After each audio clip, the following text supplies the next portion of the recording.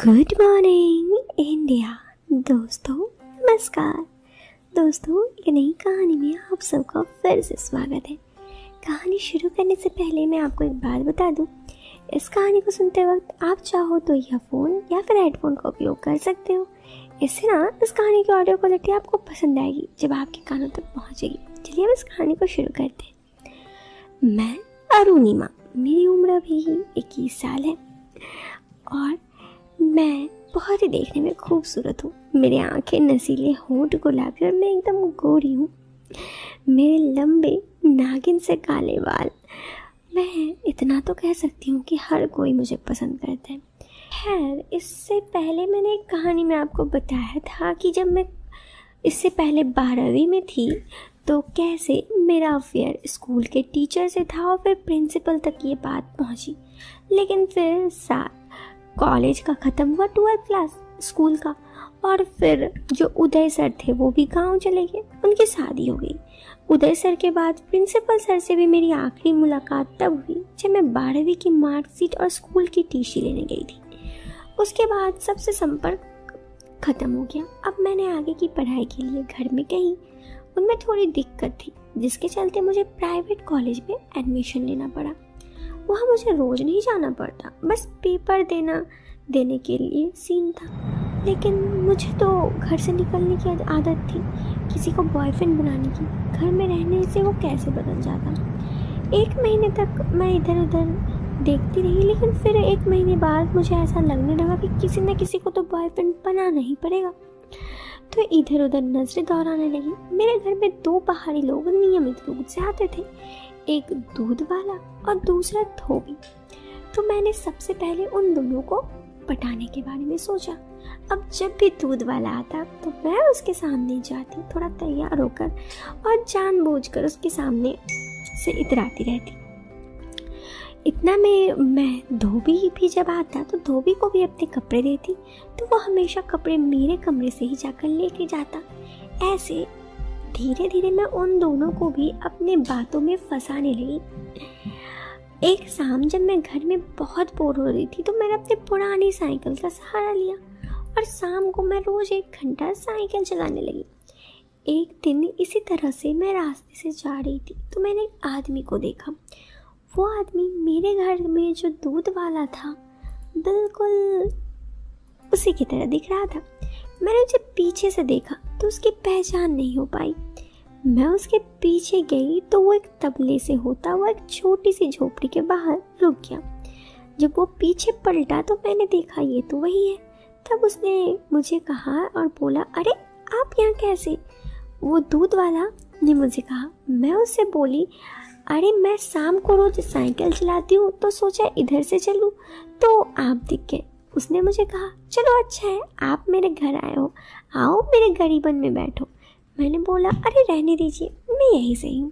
वो बोली, नहीं ऐसे कैसे जाने दूँ, पहली बार आप मेरे घर आई हो, अनजाने में ही सही, लेकिन मैं आपको बिना चाय पिए जाने नहीं दूंगा। उसकी जिद के आगे मुझे हार माननी पड़ी। वो मुझे अपने घर के अंदर ले गया। उसकी झोपड़ी के अंदर उसका घर था, एक तख्ता बिछा हुआ था, उसी में किचन था, बाहर भैंसों का तबेला था। मैंने उससे पूछा, तुम्हारे घर में कौन कौन रहता है? वो बोला, इधर तो मैं ही रहता हूँ, बाकी सब गांव में रहते हैं। मुझसे बात करते करते वो चाय बनाने लगा और चाय आधी पीकर मैं निकलने लगी। तो वो बोली, फिर आते रहना। अब इसी तरह मैंने धोबी का घर का भी पता लिया, अब उसका घर भी देख लिया। मैं अब शाम को उसी के घर जाकर कपड़े दे देती और कभी उधर से ही ले लेती। इसी तरह कुछ दिन बीतने लगे और अब लेकिन बातचीत का सिलसिला ही चल रहा था। बातचीत का सिलसिला बिल्कुल आगे ही नहीं बढ़ रहा था। फिर एक दिन की बात है, मौसम खराब हो गया। उस दिन मैं हमेशा की तरह स्कर्ट और टॉप पहन के निकली थी। कुछ देर पहुंचकर बारिश शुरू हुई तो मैं कपड़े पेड़ के नीचे खड़ी हो गई। बारिश की हल्की सी फुहार से ठंड लग रही थी। उधर मैं अपने आप को थोड़ा संभालने की कोशिश भी कर रही थी क्योंकि ठंड काफ़ी ज़्यादा लग रही थी।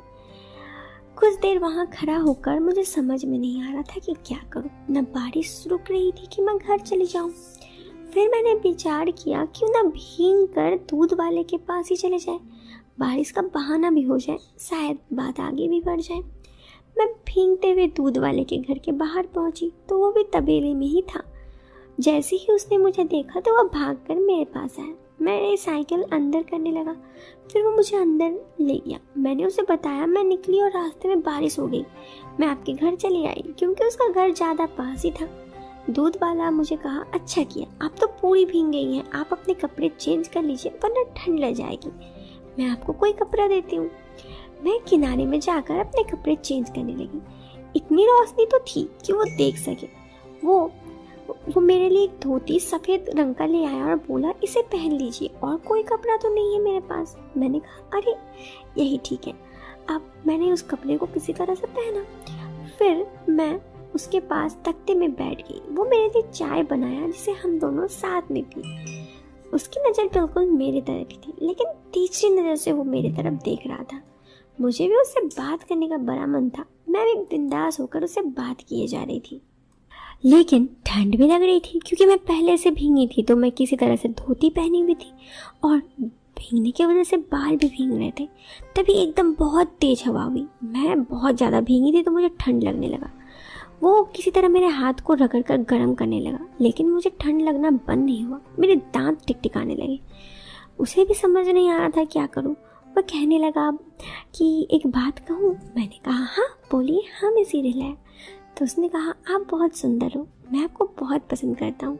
मैं एक बार, उसके बाद वो शांत हो गया। फिर वो आगे बोला, क्योंकि मेरी वाइफ तो गांव में रहती है, इधर काफ़ी सालों से मेरे पास नहीं है, यहाँ मेरा कोई नहीं है। आप मुझे बहुत ज़्यादा अच्छी लगती हैं। अगर आप चाहो तो। मेरे साथ ये पहली बार था जब कोई मुझसे इजाज़त मांग रहा था, वो भी इतने अच्छे तरीके से। वैसे मैं तो उनसे खुद सेट होना चाहती थी, लेकिन उनके बात करने का सिलसिला इतना अच्छा था कि मैं खुद उनके तरफ खींचे चली आ रही थी।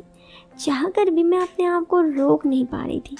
खैर, उसने कहा, एक काम कीजिए, पहले आप बैठिए, मैं आपके लिए थोड़ा सा दूध गर्म करके लाता हूँ, आपको ठंड लग रही है। मैंने कहा, ठीक है। फिर मैं वहाँ पर बैठी रही और वो तबेले से जाकर दूध लिया और फिर गर्म करने के लिए किचन चला गया। मैं बैठे बैठे मुझे ठंडी लग रही थी। मैं जल्दी से किसी तरह से वहाँ पे बैठी थी, तभी हवा का जोर का झोंका आया। मुझे बहुत ठंड लगा। उन्होंने कहा, 1 मिनट रुकिए, मैं अभी आया। उन्होंने दूध एक गिलास में ला कर दिया और कहा, इसे पीजिए, फिर हम बात करते हैं, तब तक आपकी ठंड लगना भी कम हो जाएगा। मुझे डर भी लग रहा था थोड़ी बहुत कि रात होने लगी है, लेकिन मन में काफ़ी ज़्यादा एक्साइटमेंट भी था कि आगे क्या होगा। जैसे कि दोस्तों, आपको इस कहानी में सुनने में इंटरेस्टेड है ना, एक्साइटमेंट, आप जानना चाहते हैं आगे क्या हुआ। अरे आगे बहुत कुछ बाकी है इस कहानी में, तो इसके लिए आपको इंतज़ार करना होगा इस वीडियो के सेकंड पार्ट तक। तब तक के लिए मैं रहती हूँ उस वीडियो से अलविदा। मिलते हैं एक नेक्स्ट वीडियो में। अभी के लिए आप इस वीडियो को लाइक और चैनल पे पहली बार आए हैं तो सब्सक्राइब करें। Till then bye bye, take care.